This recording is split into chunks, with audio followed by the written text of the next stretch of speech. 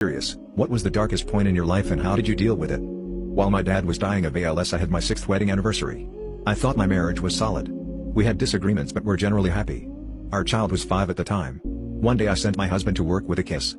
A few hours later, after I sent my kid to school, I sat down at my desk. My husband's tablet was sitting on my desk. It was more of a shared tablet. Our child and my nephews played on it, took pictures and videos. I decided to look at the gallery to see if the kids had recorded anything cute or funny. In the gallery, there was a new file. It was a homemade GIF that lasted about 30 seconds. The video showed my 14-year-old niece nude.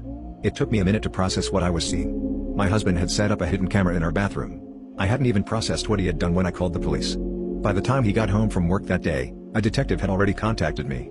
I immediately got a protective order to keep him away from myself, our kid, and our home. He stayed with his parents while the police investigated. The police served a search warrant at our house and took all the computers, tablets, USB drives, etc. They found more images and full-length videos. He was arrested 4 months after I turned him in. Then he was released on bail and stayed out for almost a year before trial. My dad died shortly before trial. I felt like my husband robbed me of time with my dad because I had to be in court. I resented the fact that his choices made it where I had to face these hard times alone. That whole time, his family was harassing me to give my husband a chance to explain and to allow him access to our child. The court process was grueling. I had weeknights where I didn't think I could stand the heartbreak or the shock anymore.